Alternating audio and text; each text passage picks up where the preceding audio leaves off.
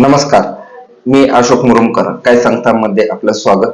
करमाळा तालुक्यातील 2 गावातील सरपंच व 3 गावातील सदस्यासाठी पोटनिवडणुकीचा कार्यक्रम लवकरच जाहीर होण्याची शक्यता आहे. या निवडणुकीसाठी निवडणूक प्रक्रिया सध्या सुरू झालेली आहे. या निवडणुकीसाठी प्रारूप मतदार याद्या देखील प्रसिद्ध झालेल्या आहेत. त्याची सर्व प्रक्रिया झाल्यानंतर येथील पोटनिवडणुकीचा कार्यक्रम होऊ शकतो. तर सध्या ग्रामपंचायतीमधील थेट सरपंच व सदस्यांच्या रिक्त जागांचा पोटनिवडणुकीची प्रक्रिया सुरू आहे.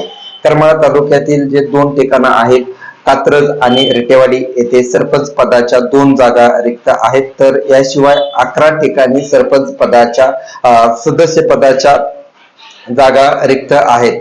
यासाठी 5 गावांमधील प्रभागनिहाय प्रारूप मतदार यादी प्रसिद्ध करण्यात आली आहे.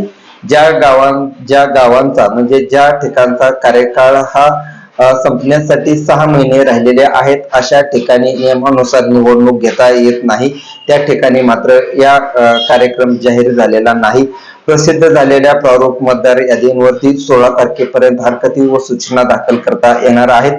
त्यानंतर 24 तारखेला प्रभागनिहाय अंतिम मतदार यादी प्रसिद्ध होणार आहे.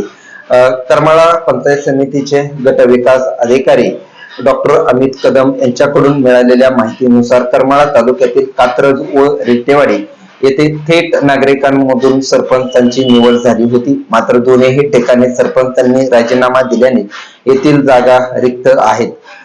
कात्रज येथे सर्वसाधारण महिला असं आरक्षण आहे. डिसेंबर 2024 पासून येथील सरपंच पद रिक्त आहे.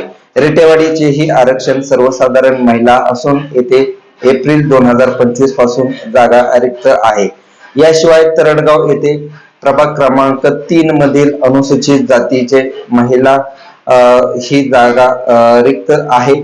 एकाच ठिकाणी 2 उमेदवार विजयी झाले होते, त्यामुळे येथील 1 जागा रिक्त झाली आहे.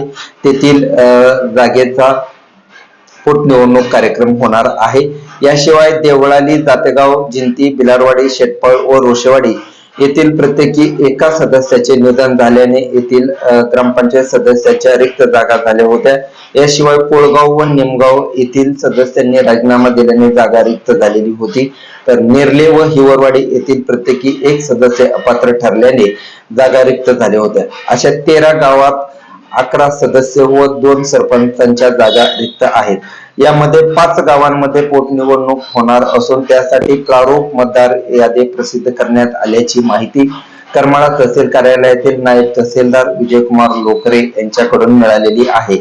यामध्ये कात्रज व रिटेवाडी येथे सरपंच, तर तरडगाव, जिंती व भिलारवाडी येथे सदस्य पदासाठी पोटनिवडणूक होणार असून तेथे प्रारूप मतदार यादी प्रसिद्ध करण्यात आलेली आहे. याशिवाय ज्या ग्रामपंचायतींची मुदत संपण्यासाठी 6 महिने राहिलेले आहेत, अशा ठिकाणी पोटनिवडणुकीचा कार्यक्रम होणार नाही, अशी देखील माहिती देण्यात आलेली आहे. धन्यवाद.